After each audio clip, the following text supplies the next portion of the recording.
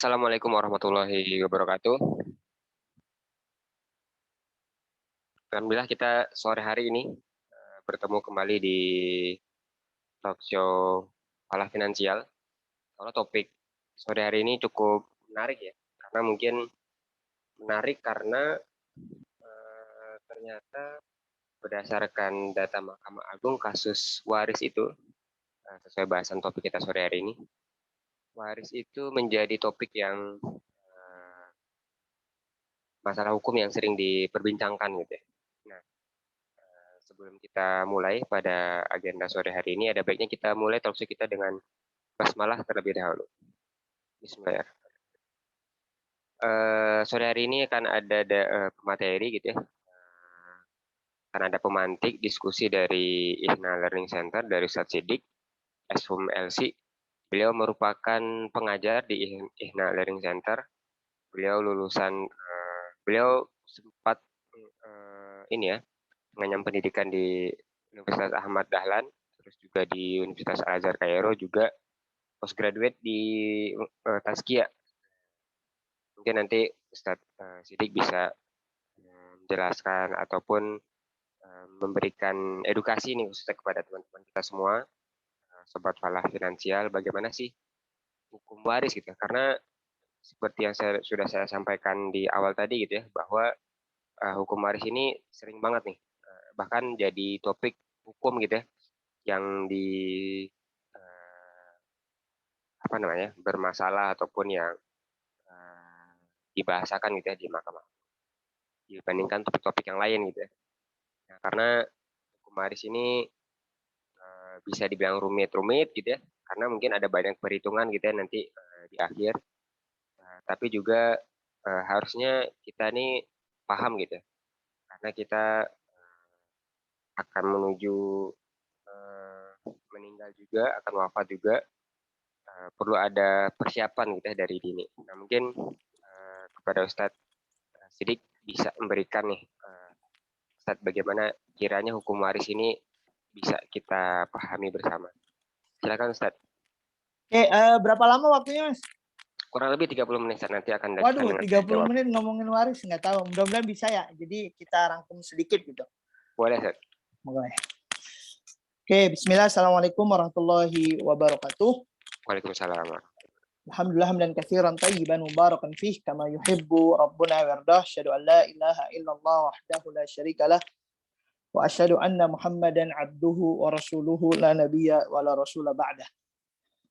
Qala Allah Ta'ala fi kitabihil karim Rabbi shrah li sadri wa yassir li amri wahlul 'uqdatam min lisani yafqahu qawli. Syukur alhamdulillah pada sore hari ini, alhamdulillah Allah masih berikan kita nikmat, yang mana dengan nikmat tersebut alhamdulillah juga Allah masih berikan kita semangat, kemudian masih berikan kita kekuatan, dan juga masih berikan kita suatu, yaitu keimanan, kemudian keislaman kita. Alhamdulillah hari ini kita sedang belajar, atau kita sama-sama akan belajar. Jadi mudah-mudahan setengah jam ini bisa kita kupas. Jadi ya nanti setengah jam atau 40 menit gitu. Biasanya kalau di masjid-masjid ataupun di kajian minimal itu 3 kali pertemuan, 4 kali pertemuan untuk membahas. Tapi insya Allah mudah-mudahan dari talk show ini atau dari pertemuan ini kita akan mengadakan lebih rincinya pemahamannya, kemudian lebih rinci, atau mudah-mudahan bisa buat trainingnya gitu. Jadi Falah sendiri insya Allah seperti itu. Jadi teman-teman semuanya, membahas waris itu tak lepas kita membahas bagaimana kepemilikan dalam Islam. Nanti di situ ada konsep kepemilikan dalam Islam, kemudian di situ juga ada konsep harta dalam Islam. Kemudian nanti di situ juga, karena gini, kalau kita belajar waris, kita harus tahu dulu kenapa kita harus belajar waris. Nah, salah satunya dari tadi kita memahami konsep Islam, kepemilikan Islam, karena kalau kita sudah paham konsep dan kepemilikan Islam tadi, konsep harta dalam Islam dan kepemilikan Islam, maka kita akan paham ilmu waris. Karena apa? Karena sejatinya seluruh yang ada ataupun seluruh harta, karena konsep harta hari ini itu seluruh apa yang kita punya, baik itu istri, anak, mobil mewah, harta berlimpah, semuanya itu apa? Itu hanya titipan Allah Subhanahu wa taala. Nah, ini yang perlu digarisbawahi. Jadi semua yang kita miliki itu hanya titipan yang Allah berikan kepada kita, amanah yang Allah berikan kepada kita. Nah, bagaimana sampai kepada konsep waris tadi? Makanya ketika kembali lagi kepada hadis arba'in itu, hadis arba'in yang di situ disebutkan bagaimana ketika 4 bulan itu atau 120 hari itu dituliskan ataupun kita diberikan amanah. Nah, di situ salah satunya apa? Rizki. Gitu. Nah, dari rizki itulah nanti ditulis. Nah, itu mungkin karena ikhtiar kita lebih bagus, kemudian ininya lebih cerdas kerjanya begitu. Kemudian kita Allah permudah kita mencari rizkinya. Nah, jadi di situ semua titipannya bentuknya apapun, istri cantik, mobil cantik. Nah, itu milik Allah. Nah, dari titipan itu kembali lagi nanti kalau sudah meninggal bagaimana? Nah, di situ dilihat apakah hak-hak yang yang kita peroleh tadi, itu harta yang kita peroleh tadi, amanah itu, apakah ada hak-hak orang di situ? Misalkan kita pernah melukai orang, kemudian kita pernah ibaratnya ini orang berhutang, kemudian kita pernah berwasiat, kemudian kita pernah memberikan hadiah kepada orang. Nah, nanti insya Allah kita akan bahas. Nah, setelah itu apa? Baru di situ nanti harta itu akan habis ketika apa? Ketika warisan itu, ketika harta itu sisa itu, misalkan dari harta yang sisa tadi, hak-hak orang, barulah di situ habisnya apa? Habisnya dibagi kepada ahli waris. Makanya sangat disayangkan ketika apa? Ketika sekarang orang-orang semuanya pada ribut, termasuk misalkan anak kandungnya, kemudian misalkan adiknya, ataupun misalnya yang paling utama tadi nanti kita bahas juga keluarga intinya itu, ataupun ahli waris internal, nanti kita bahas apa itu ahli waris internal. Nah, dari situ apa? Di situ ribut-ribut. Padahal apa? Padahal di situ Allah tetapkan hak mereka itu sudah jelas begitu. Nah, nanti insya Allah kita akan bahas. Oke, teman-teman semuanya, alhamdulillah sahabat falah semuanya, hari ini alhamdulillah Ane diberikan kesempatan walaupun setengah jam. Jadi nggak ada slide ya. Jadi insya Allah kita ngomong langsung diskusi begitu tentang waris ini. Jadi teman-teman semuanya, sebelum kita bicara waris lebih jauh, atau sebelum kita tadi bicara tentang apa urgensi kita belajar waris, kita harus tahu dulu apa itu sebenarnya warisan, ataupun apa pokok pembahasan dari pembahasan warisan ini. Gitu. Jadi khususnya teman-teman semuanya di falah ini, jadi pokok pembahasan dalam ilmu waris ya tadi itu tadi hak-hak waris, kemudian apalagi, kemudian juga hak-hak apa ataupun hak-hak khusus yang ditinggalkan si mayit, kemudiannya apa? Yang paling jelas apa? Kita memberikan hak-hak orang lain, dan juga agar apa? Agar kita juga tidak memakan hak orang lain. Nah, karena banyak kasus ataupun nanti ada penyimpangan bahasa kita hari ini gitu. Jadi yang mana itu membuat hak-hak orang itu termakan, ataupun hak-hak orang itu malah apa? Malah dipakai semua hidup. Nah, jadi karena ilmu waris ini teman-teman semuanya, sahabat falak, bukan soal si fulan dapat duit 100 juta, si fulan dapat duit 100 miliar, si fulan dapat duit 100 triliun, bukan. Tapi soal haknya, bagiannya. Kalau sudah hak dan bagiannya sudah dibagi sesuai Islam, baru setelah itu mau diberikan lagi kepada saudaranya, kepada ibunya, kepada bapaknya, ataupun ahli waris yang lain, itu juga tidak masalah. Begitu. Jadi tujuannya apa? Tujuannya tadi kita menyampaikan hak-hak tadi peninggalan si mayit, agar apa? Agar harta yang ditinggalkan mayit itu apa? Itu benar-benar habis terbagi oleh siapa? Oleh tadi orang-orang yang ditinggalkan mayit. Jadi ini benar-benar urgen banget gitu. Nah, nanti ditambah nanti kita akan dalil-dalilnya begitu.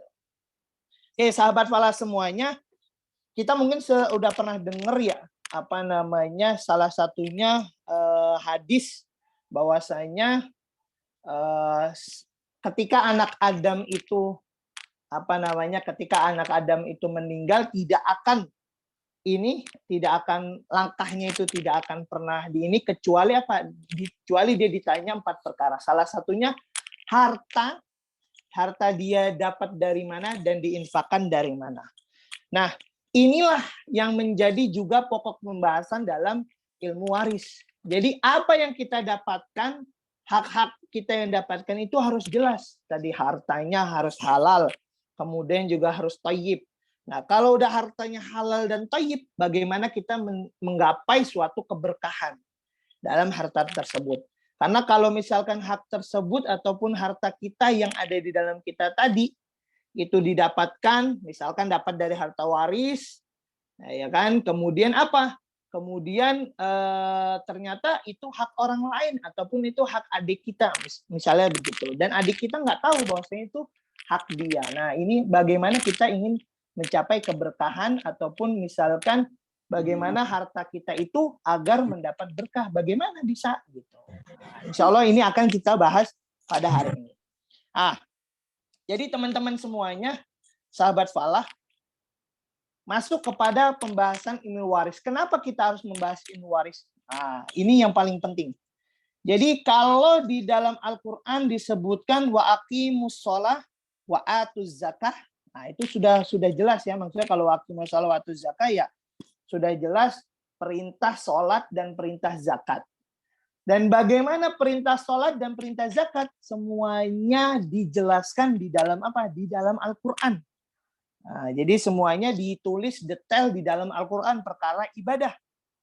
Nah, akan tetapi teman-teman semua perlu digarisbawahi ketika kita membahas soal mawaris itu Allah langsung membagi apa? Membagi hak-haknya ataupun hak-haknya si ahli waris itu sudah Allah bagi dan Allah tentukan di dalam apa? Di dalam Al-Quran. Makanya tidak ada hadis-hadis yang menjelaskan detail tentang apa? Tentang waris. Nah, ini pertama poinnya. Jadi kalau sholat, zakat, puasa, dan lain sebagainya, itu semuanya ditulis detail di dalam hadis, dijelaskan di hadis, berapa nisabnya, kemudian kalau mau puasa, puasa itu dari jam segini sampai jam segini, sholat itu ada subuh, ada maghrib, ada isya, dan lain sebagainya. Tapi kalau waris langsung mutlak Allah jelaskan apa? Allah jelaskan di dalam Al-Quran. Nah, ini poin pertama yang harus kita pahami. Bahwasanya apa? Bahwasanya pembahasan waris ini langsung Allah tentukan apa? Langsung Allah tentukan di dalam Al-Quran. Oke, lanjut teman-teman semuanya. Jadi di situ dijelaskan bahwasanya kalau kita lihat, silakan dibuka ayat 11, kemudian ayat 12, ayat 13 di dalam surat An-Nisa. Silakan yang ada mushafnya. Di situ dijelaskan jelas sekali dan detail sekali pembagian waris. Jadi pembagian waris pada intinya ya tadi itu di dalam surat An-Nisa. Sisanya apa? Sisanya penjelasan hak-haknya, bagian-bagiannya, dan juga ketentuan-ketentuannya itu dijelaskan di dalam hadis. Tapi secara mutlak waris ini sudah Allah tentukan. Jadi kadarnya ataupun berapa dapatnya sudah Allah tentukan di dalam apa? Di dalam hadis, di dalam Al-Qur'an dari surat An-Nisa gitu. Jadi teman-teman semuanya jadi untuk membahas harta di dalam Islam, kemudian konsep kepemilikan di dalam Islam. Nah, nanti silakan teman-teman minta penjelasannya di mana di Falah ya. Jadi nanti Falah bikin khusus kajian tentang bagaimana konsep harta di dalam Islam, bagaimana konsep kepemilikan dalam Islam. Oke, jadi ayat ke-14 silakan disimak ayat 14. Jadi di situ jelas kenapa kita ini harus, nah ini poin kedua, kenapa kita harus belajar ilmu waris. Di situ disebutkan barang siapa yang mendurhakai Allah dan Rasulnya dan melanggar batas-batas hukumnya, niscaya Allah akan memasukkan ke dalam api neraka, dia kekal di dalamnya dan dia akan mendapat azab yang dihinakan. Jadi tidak ada di situ ada perihal ibadah kemudian ancaman kecuali kecuali waris. Dan juga tidak ada perihal ibadah kemudian diancam kekal kecuali untuk orang-orang kafir. Nah, makanya kita jelas bahwasanya ilmu waris ini penting untuk siapa? Untuk kita. Untuk kita mendalaminya, memahaminya, mempelajarinya, dan yang paling penting itu menerapkannya di dalam kehidupan kita. Karena banyak orang-orang banyak orang-orang yang paham tentang ilmu waris, tapi ketika dipentokkan ataupun ketemu masalah di dalam keluarga mereka tidak berani. Nah, ini sangat ibaratnya miris gitu. Padahal dia paham ilmu waris. Bahkan orang-orang yang paham ilmu-ilmu syariah juga sedikit yang menerapkan tentang ilmu waris tersebut. Oke.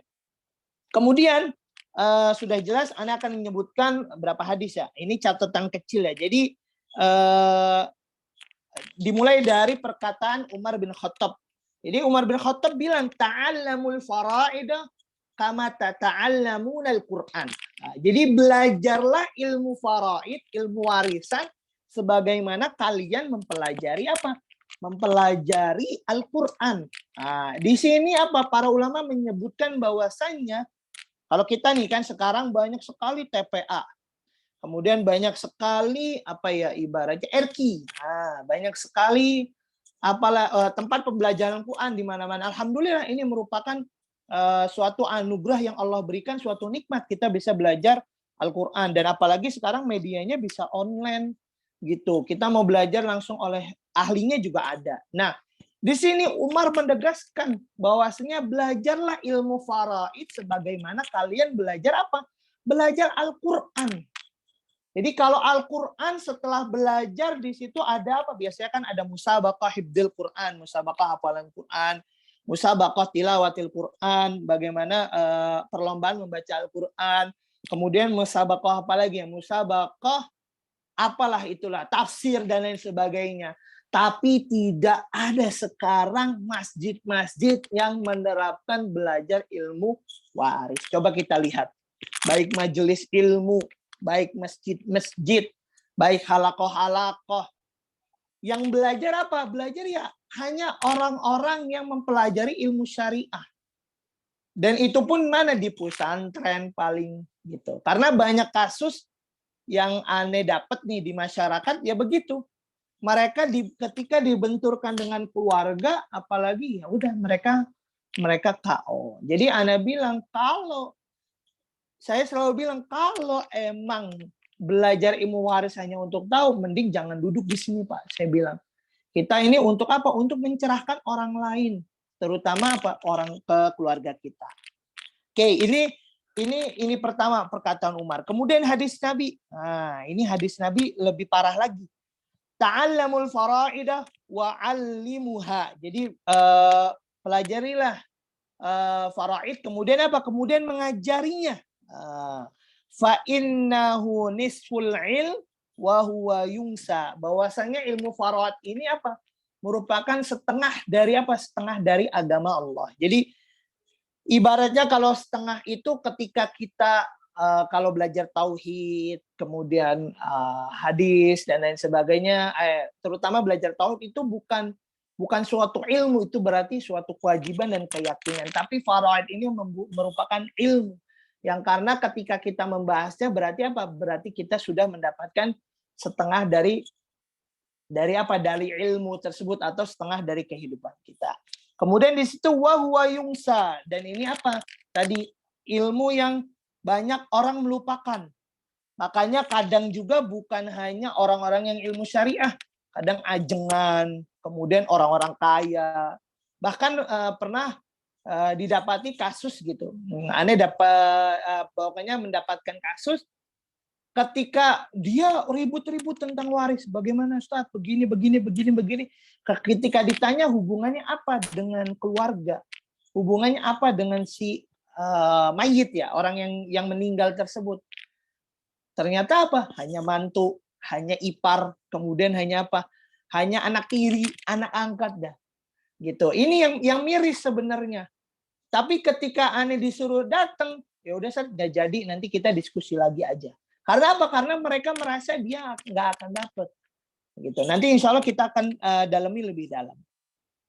Dan yang terakhir, wa huwa ma yungza'u min ummati. Dan ini apa? Dan ini tanda-tanda akhir zaman. Ketika bang ilmu faraid itu diangkat dari umatnya. Maksudnya dari umatku. Jadi ilmu-ilmu ini nggak dipelajari sampai sekarang. Berarti sudah jelas kita ini berada di mana? Di akhir zaman. Jadi fungsinya kita belajar faraid apa? Agar ilmu tersebut tidak Allah angkat. Walaupun diangkat, tapi masih ada orang-orang yang memperhatikan atau ininya. Gitu. Jadi orang tuh sama sekali nggak ada sekarang. Ngapain sih belajar ilmu warisan? Begitu nggak, ini buat apa sih? Nah, begitu. Nah, ada hadis lagi yang nggak usah, kita lanjut. Jadi teman-teman semuanya, sahabat falah, ini satu hadis Nabi, yang satu asar dari Umar, itu menguatkan kita. Yang tadi satu lagi ayat Quran, bagaimana ancaman kan.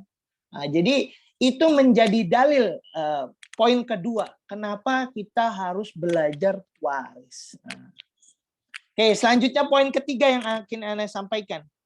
Jadi banyak sekali penyimpangan ataupun banyak sekali kesalahan-kesalahan yang terjadi di mana di masyarakat ataupun di orang sekitar kita ketika apa? Ketika misalkan contohnya karena di dalam KHI ya, kompilasi hukum Islam itu disebutkan bahwasanya laki-laki itu sama seperti anak perempuan. Nah, ini kesalahan-kesalahan yang harus kita tepiskan. Kemudian yang kedua juga ada juga yang bagi waris apa? Ketika masih hidup. Nah, kemudian juga ada yang bagi ada yang kerancuan antara harta istri dan harta suami. Kemudian juga ada kerancuan menunda-nunda pembagian waris. Nanti insya Allah setelah ini kita detailkan. Jadi poin ketiga kenapa kita belajar waris, kita itu menepis kerancuan-kerancuan yang ada. Jadi kalau di dalam hukum waris, laki-laki itu 2 kali lipat dari perempuan. Jadi nggak ada kesetaraan gender ataupun lain sebagainya, itu nggak ada. Gitu. Itu hukum Allah yang Allah tetapkan, laki-laki ketika ada perempuan dan laki-laki digabung, mereka laki-laki mendapatkan 2 kali lipat dari apa? Dari harta si istri, perempuan. Kemudian banyak juga kesalahan ketika itu membagi waris ketika masih hidup. Ini akan menjadi apa ya? Menjadi bumerang, menjadi senjata bom atom, menjadi bom waktu untuk siapa? Si mayit ataupun si orang yang meninggal tadi. Karena apa? Karena ketika bom atom itu atau bom waktu itu ditaruh, suatu waktu akan meledak. Contohnya misalkan ketika ada seorang mayit meninggal, kemudian sebelum meninggal dia berwasiat kepada siapa? Kepada ahli warisnya, khususnya kepada anaknya. Misalkan Mas Faruk ini anak terakhir dari orang tuanya. Ininya kakaknya Mas Faruk misalnya ada 8. Jadi Mas Faruk anak ke-9. Nah, Mas Faruk ini karena yang lain itu jadi menteri semuanya, Mas Faruk hanya seorang pengusaha mebel misalnya. Bukan Pak Jokowi ya. Jadi pengusaha mebel. Di situ karena ngurusi mebel, di situ ada orang tuanya. Orang tuanya ini ternyata juragan tanah. Tanahnya di Kuningan ada 1000 meter, ada 1000 hektar misalnya, ada 100 hektar deh. Wah, ternyata di situ ibunya orang tua Mas Faruk sebelum ini berwasiat, Mas, nah ini buat kamu gitu. Berapa? Dikasih 90 hektar buat Mas Faruk gitu. Tapi apa? Tapi tanpa sepengetahuan tadi kakak-kakaknya yang menteri. Ternyata tanah di Kuningan sekarang harganya 1 meter 100 juta misalkan seperti itu. Wah, jadi Mas Faruk ini 7 turunan kaya. Akhirnya karena pada gagal jadi menteri, nah, habis itu nggak dipakai lagi, jadi minta mana hak saya. Nah, di situ jadi bom waktu. Karena sejatinya nggak ada di dalam waris ataupun warisan dibagikan itu tidak boleh kecuali ada yang meninggal, ya kan? Ada yang meninggal nih. Jadi jangan ada belum meninggal udah dibagi warisan ataupun kita memaksa orang tersebut suruh meninggal, itu nggak bisa.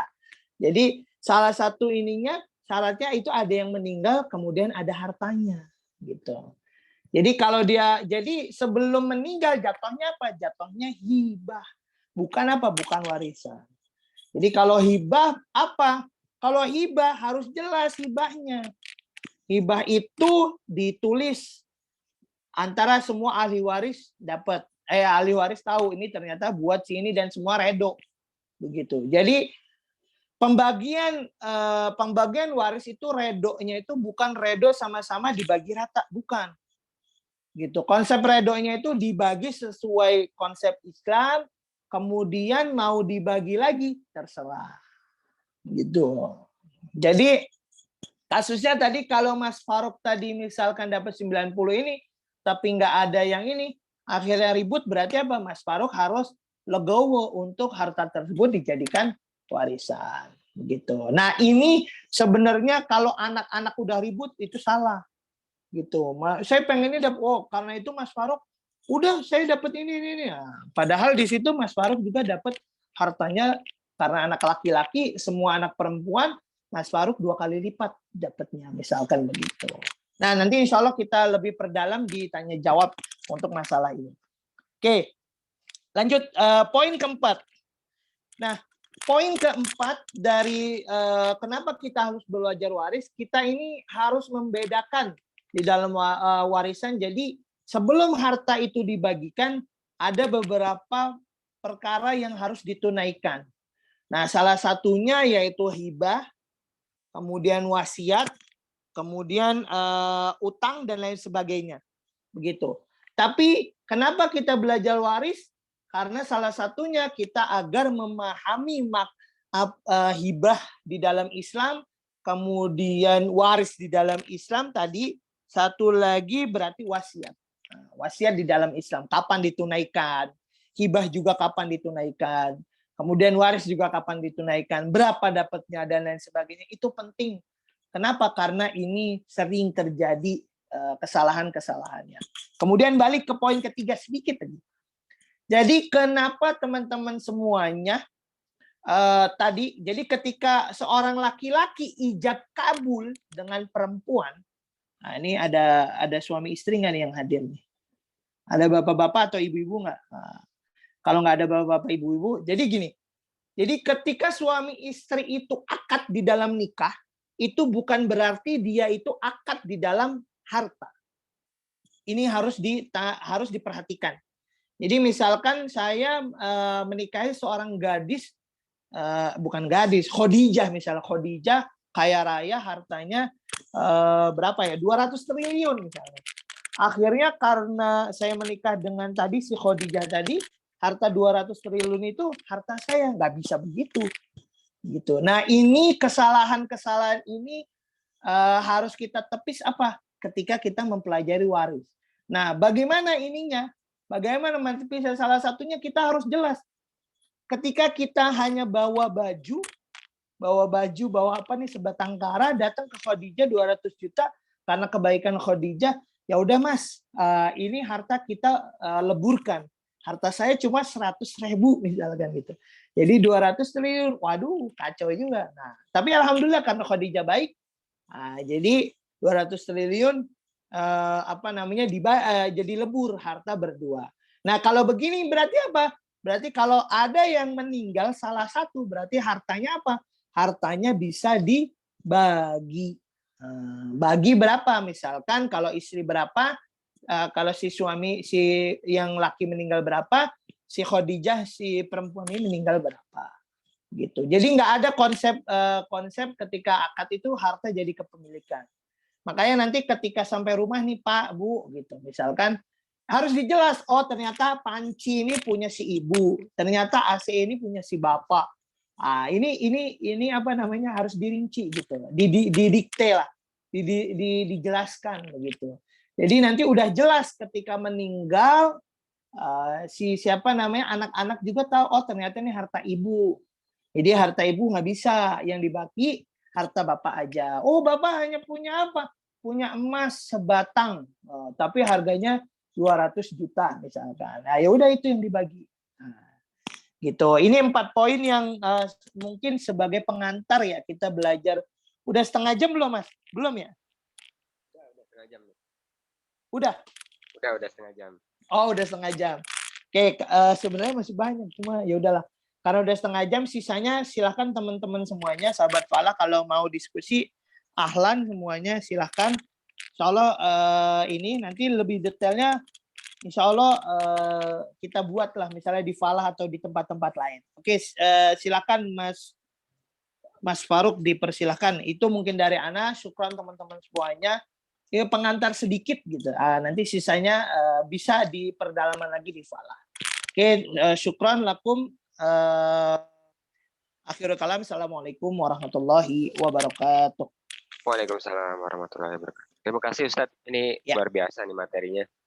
Karena kita jadi dapat insight atau ilmu baru gitu ya, atau mungkin mengulang gitu ya, tentang betapa pentingnya kita untuk bisa paham waris. Justru tadi ketika terakhir ya, ketika kebetulan Ustadz, bukan kebetulan ya, alhamdulillah saya sudah berkeluarga. Kalau sudah berkeluarga harusnya kita semua sudah berkeluarga Ustadz ya. Iya, alhamdulillah. Sebagai anak gitu ya.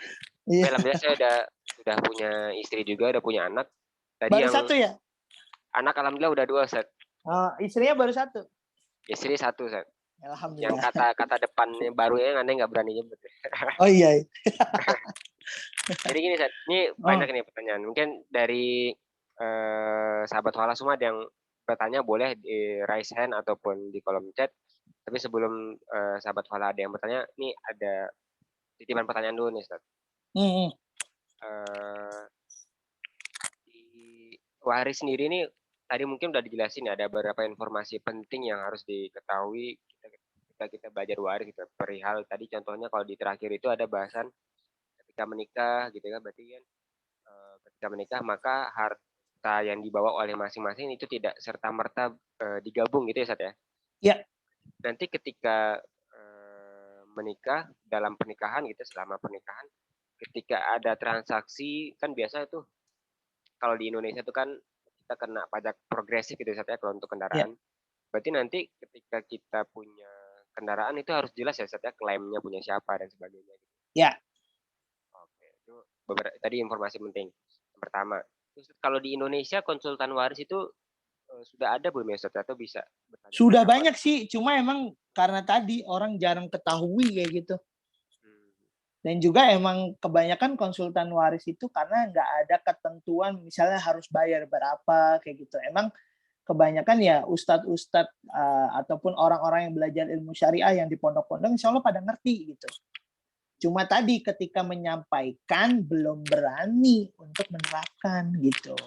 Cuma kalau untuk konsultan itu mungkin sisinya dia lebih kepada dia paham dan dia mungkin ada dia punya legalitas gitu, legalitas bahwasanya ya ini dia akan mengantarkan kepada misalkan notaris dan lain sebagainya gitu. Ini kita kira-kira nanti bisa belajar dari mana nih Sat kalau tentang waris? Terserah. Tahapan belajarnya gimana Sat? Oh, tahapan belajarnya sebenarnya kalau belajar dari buku itu bingung. Banyak sebenarnya kalau di YouTube atau di apa gitu. Itu bisa. Cuma emang kalau belajar waris itu banyak orang-orang yang belajar waris tapi justru tambah pusing gitu. Karena apa? Karena yang menyampaikan kayak kajian modelnya gitu. Kalau kayak kajian kan hanya dalil ini gitu. Tapi sebenarnya yang perlu kita pahami itu bagaimana skema kita memahaminya gitu. Jadi skema memahaminya tadi itu yaitu orang-orang yang bisa jadi kalau belajar matematika ada rumusnya. Nah, Jadi kita belajar waris itu juga ke orang-orang yang punya rumus atau metodenya, jadi mudah gitu. Nah, kalau emang mau mulai, silakan di YouTube kayaknya banyak ya, banyak banget itu tentang waris. Nah, dimulai aja dari situ. Nah, sisanya pengembangannya dari buku gitu. Dibaca aja buku-buku. Pokoknya buku apapun yang waris, insya Allah sama. Kalau ada yang beda berarti buku warisnya Syiah misalkan.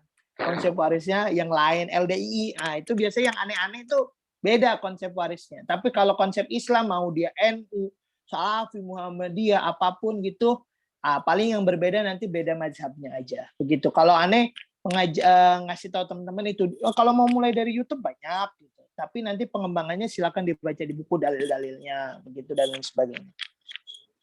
Ustaz, nih ada pertanyaan Ustaz di kolom Ya. chat dari Fadila nih mau bertanya. Ya. Untuk wasiat dan hibah maksimal berapa persen ya Ustaz dari total harta warisan? Kalau Mbak Fadilah, terima kasih. Jadi kalau wasiatnya ini kebalik nih, makanya kita kenapa nggak bisa jadikan KHI, kompilasi hukum Islam itu sebagai dalil, bukan sebagai dalil kita membagi warisan, karena di situ banyak di situ ada hukum Belanda, hukum Jepang, hukum Barat. Jadi hukum-hukum penjajah itu sebenarnya gitu peninggalan. Nah, kalau dalam Islam wasiat itu hanya sepertiga, mentok sepertiga. Karena di kata Nabi bilang as-sulusu kasir. Jadi la wasiyata lil waris. Jadi tidak ada wasiat untuk apa?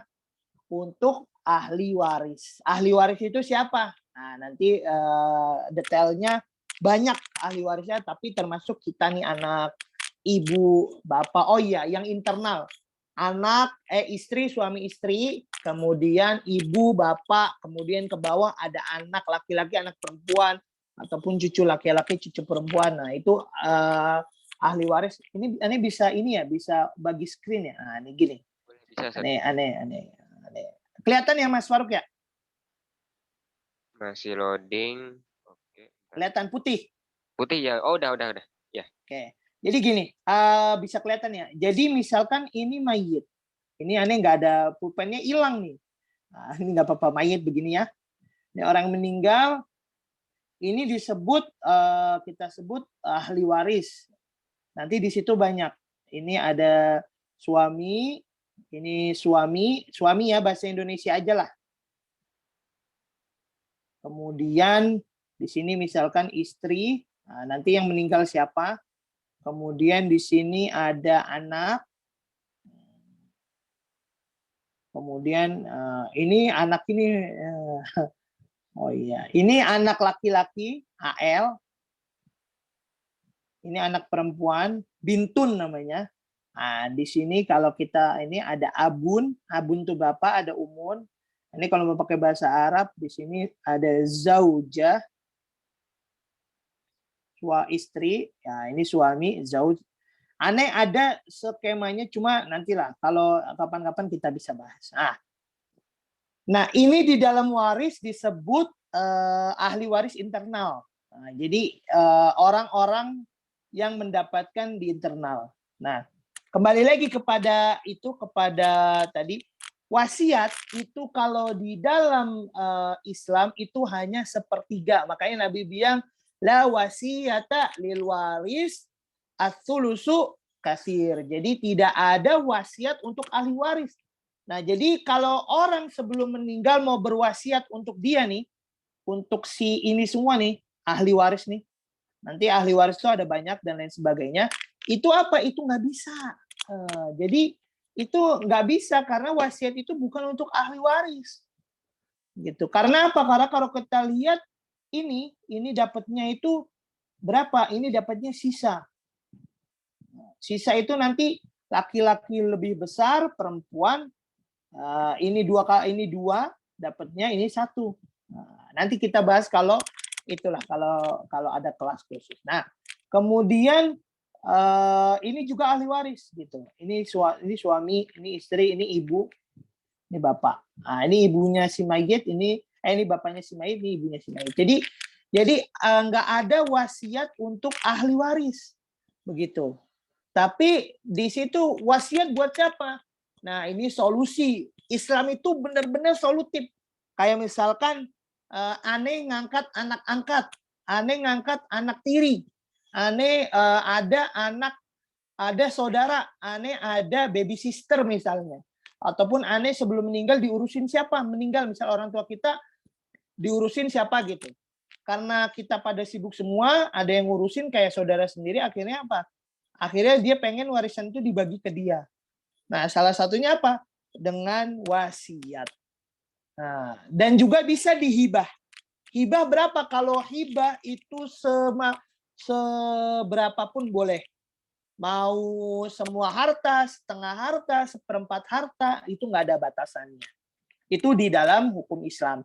Tapi kalau di KHI, kompilasi hukum Islam, itu apa? Itu malah kebalik.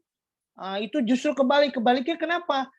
Hibah itu sepertiga, wasiat itu bebas. Kebalik gitu. Kenapanya aneh nggak tahu gitu. Aneh sampai sekarang belum dalemin KHI ini, belum ada kesempatan. Insya Allah nanti coba ingin dalemin kompilasi hukum Islam. Jadi ini namanya ahli waris nih yang di dalam ini. Nanti ada banyak lagi, ada si bapak nih ada lagi ke atasnya. Nah ini nanti di samping mayitnya ada saudara kandung dan lain sebagainya.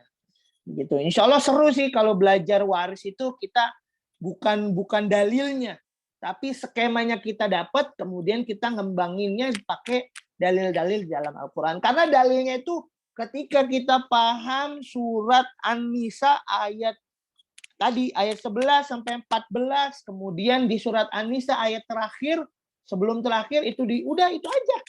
Itu kita buka tafsirnya, berbagai tafsir, kemudian dilihat, wah insya Allah kita sudah paham. Gitu. Nah, sisanya di dalam itu cuma hanya menyebutkan ini begini, ini begini, ini begini. Nah, gitu. Ini tentang hibah dan wasiat. Oke. Anak ini ya izin ini. Oke, mungkin itu jawabannya Mbak Fadilah. Ada lagi, Mas? Ada banyak nih Sat pertanyaannya Sat. Oke. Ini bisa jadi konsultasi di forum ini. Kalau misalnya nih Sat ada pertanyaan juga nih dari Fadilatul Fitria. Jika anak hasil pernikahan siri atau pernikahan yang kedua orang tua tidak tercatat di KUA, apakah anak tersebut mendapatkan warisan dari bapaknya? Gimana Sat kira-kira? Kalau kalau nih kembali lagi kepada hukum nikah siri dulu. Nikah siri itu kan nikahnya sembunyi-sembunyi kan, tidak tercatat dalam KUA, tapi tercatat dalam apa? Dalam agama dia halal, gitu. Kalau begitu, insya Allah dia termasuk apa? Termasuk ahli waris. Nah ini yang perlu nih aneh tulis lah, biar enak begini. Jadi kan kalau nikah siri itu kan ada suami, ya kan, laki-laki, ada perempuan. Oke, nikah gitu kan, punya anak laki-laki, anak perempuan misalnya. Oke, ini anak perempuan misalnya. Nah, ini nikahnya sah secara agama. Nah, nikahnya sah. Secara agama dia nikahnya sah nih, nikahnya sah. Kalau nikahnya secara agama sah, dalam tanda kutip belum ini ya Mas Faruk atau Mbak Fadilah belum MBA ya, belum kejadian sebelum melahirkan gitu. Jadi belum hamil sebelum menikah, insya Allah dia anak halal dan dia dapat warisan dan itu dibagi sesuai ahli waris walaupun dia tidak tercatat di KUA gitu. Nah, kalau misalkan dia anak tiri, ini biar lebih detail. Ini si anak laki-laki ini anak tiri. Ini anak perempuan ini bawaan si laki-laki. Mas kelihatan ya Mas Faruk ya? Saya. Kelihatan. Ya. Ini si anak perempuan bawaan si suaminya. Si anak laki-laki bawaan si ibunya misalkan ya. Nah, yang anak ini hasil dari mereka. Nah, ketika misalkan si ini meninggal, si ibunya meninggal. Set. Nah, yang dapat warisan mana? Yang dapat warisan anak ini dan anak bawaan ibunya.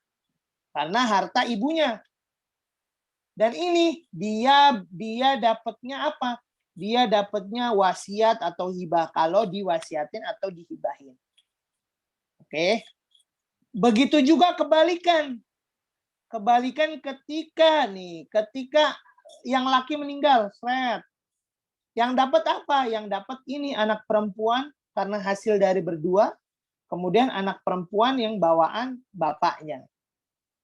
Gitu. Anak laki-laki ya terserah bapaknya. Kalau bapaknya wasiat ya dikasih, kalau hibah dikasih, kalau enggak ya juga nggak apa-apa. Gitu. Oke, ini penjelasannya seperti itu. Oke. Ada lagi Mas Faruk? Ada nih Ustadz dari Mas Noval nih. Tapi saya sendiri kurang paham, nanti mungkin bisa dibantu sama Noval untuk on mic ya. Kakek meninggal, tapi waris tidak diterapkan. Namun sang nenek yang mengurus seluruh aset untuk anak-anaknya dan juga anak-anaknya terima aja gitu. Lalu sang nenek meninggal. Nah, bagaimana jika harus diterapkan hukum waris? Oke.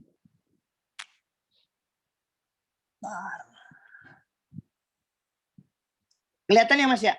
Kelihatan.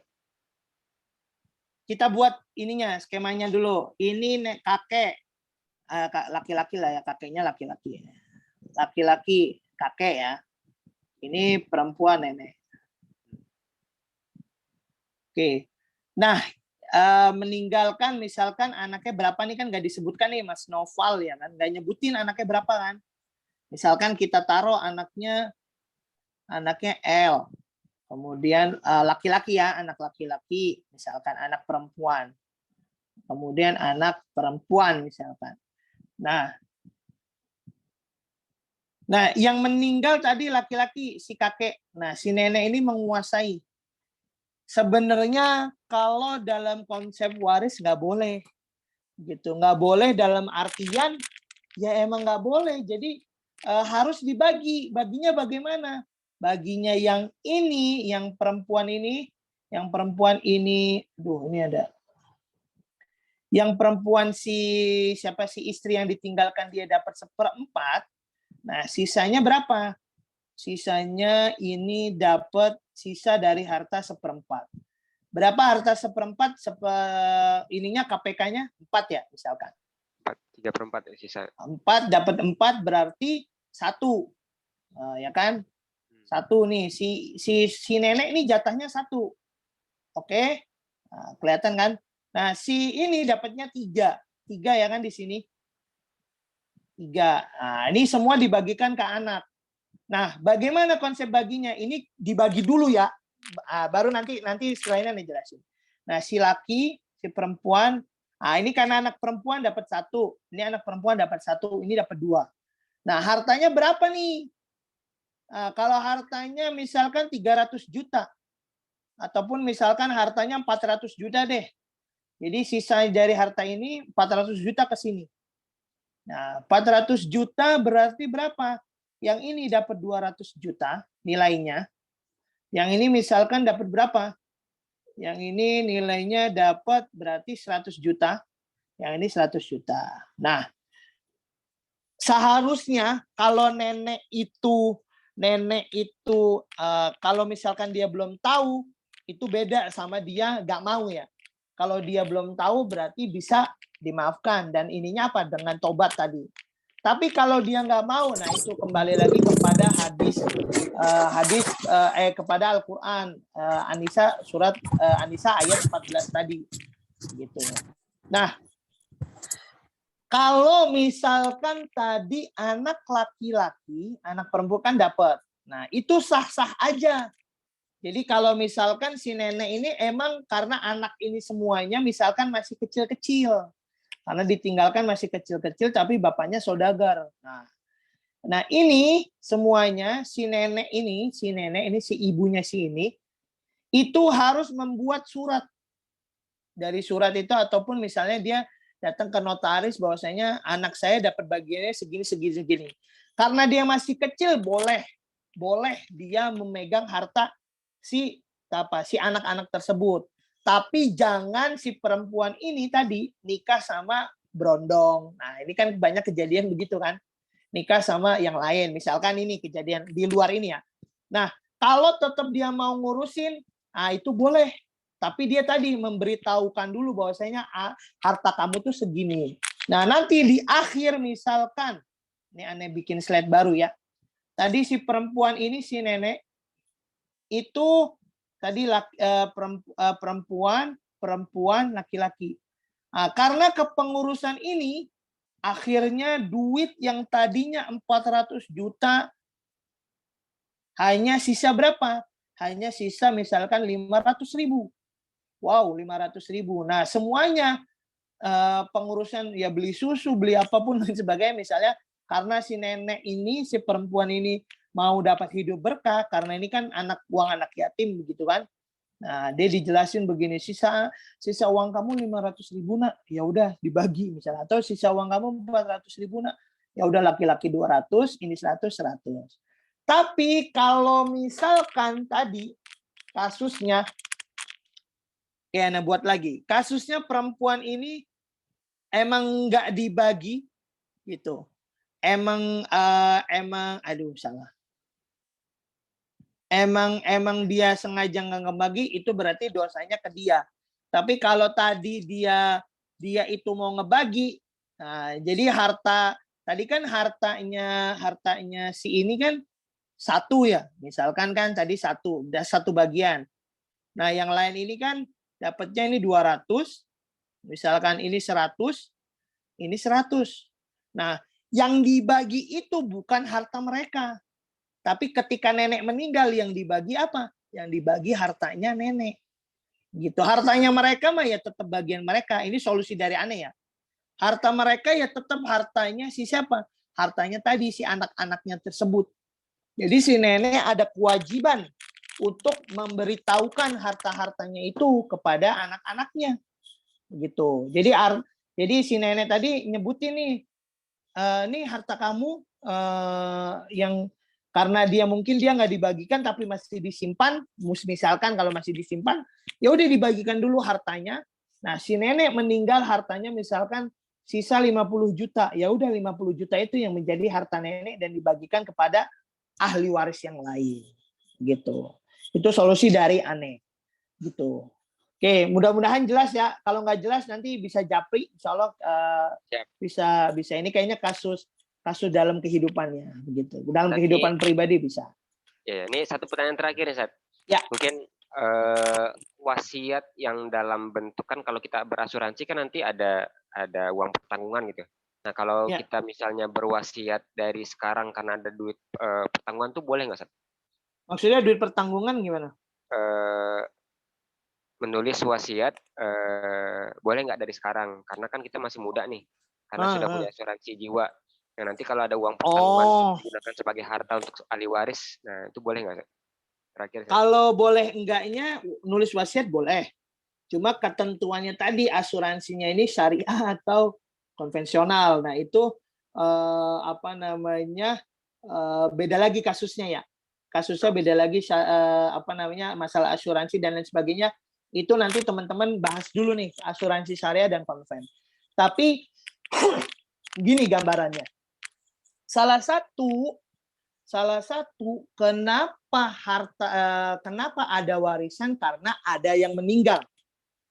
Kemudian ada harta warisan. Nah, ini aneh sekali lagi ya jelasin pakai skema ini. Nah, jadi biar ini untung pakai ini jadi mudah nih. Jadi pertama harta itu bisa dibagikan ketika apa? Ketika ada yang meninggal. Oke. Ada yang meninggal nih, misalnya laki-laki meninggal. Dia punya harta. Oke. Kemudian dia meninggalkan ahli waris tadi. Misalkan dia ahli warisnya banyak nih di sini. Laki-laki, perempuan, anaknya, misalkan begitu kan. Nah, harta ini, jadi harta yang diam ini, harta itu dimiliki ketika dia masih hidup. Ketika harta ini masih hidup, nah ketika dia hidup, misalkan dia wasiat, gitu kan. Nah, kalau harta itu belum dia miliki ketika hidup, berarti apa? Berarti yang tadi kan asuransi itu makanya kembali lagi pembahasannya harus tahu dulu asuransinya modelnya bagaimana begitu. Kalau emang biasanya kan kalau syariah itu lebih jelas ya ininya, lebih akadnya lebih jelas gitu, kayak model tabungan gitu kan. Nah, kalau yang asuransi konven ini yang nggak jelas gitu. Tiba-tiba kalau kadang duit kita hangus gitu kan. Nah, jadi harta warisan itu ataupun harta yang dibagikan itu merupakan harta kepemilikan ketika hidup. Kalau hidup itu dia punya 1 miliar, ya udah harta itu sebelum 1 miliar. Tapi ketika dia meninggal karena dia misalkan artis gitu, misalkan kan artis yang datangin itu yang datangin takziah yang layak pejabat-pejabat dapat berapa? 100 miliar. Wow, apakah dia 100 miliar ini harta warisan? Enggak, karena harta ini belum dimiliki ketika dia hidup. Nah, bagaimana pembagian harta 100 M ini? Itu kembali kepada kembali kepada keluarganya. Dibagikan, nggak usah pakai hukum waris, bebas gitu. Makanya harta warisan dibagikan ketika apa? Ketika harta itu dimiliki sebelum hidup, dan juga orang-orang yang dapat warisan ini juga ini misalkan keluarganya ini juga hidup ketika si ini meninggal. Kalau ini meninggal, ini meninggal, ini meninggal, ini meninggal, ini masih hidup. Siapa? Masih ada satu anak laki-laki. Ya udah berarti harta warisannya kepada anak laki-laki aja. Yang lain enggak karena meninggal. Gitu. Nah, itu skemanya sih, itu skemanya. Nah, sisanya kembali kepada hukum tadi asuransi konvensional dan syariah. Nah, itu nanti perlu detail dah.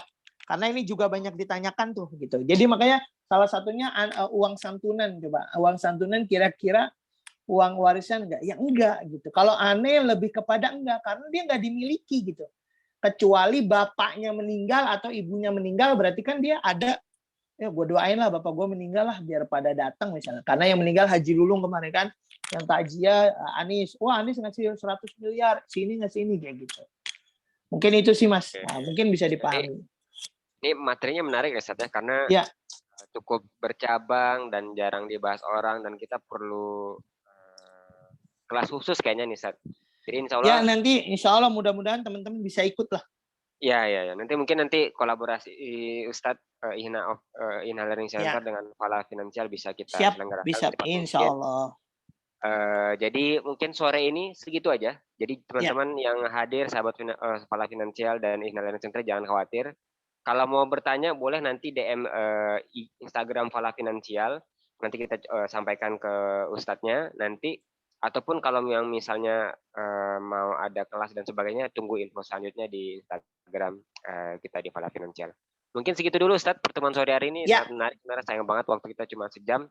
Tapi iya, makanya setengah jam tuh, aduh biasanya kalau sekali ini bapak-bapak tuh sampai jam 10, jam 11 kalau minta satu ini. Iya, sambil ngopi-ngopi tuh badananya. Karena kan kejadian kehidupan nyata tuh lebih pelik ya, lebih pelik dibandingkan hanya teori gitu. Betul. Ya, Ustaz. Mungkin segitu dulu pertemuan kita sore hari ini. Kita tutup dengan hamdalah dan doa kafaratul majelis. Alhamdulillahirabbil alamin dan doa kafaratul. Subhanakallahumma wa bihamdika asyhadu an la ilaha illa anta astaghfiruka wa atubu ilaik. Terima kasih Ustaz. Syukran jazakumullah. Syukran wa iyyak. Wassalamualaikum warahmatullahi wabarakatuh. Waalaikumsalam warahmatullahi wabarakatuh.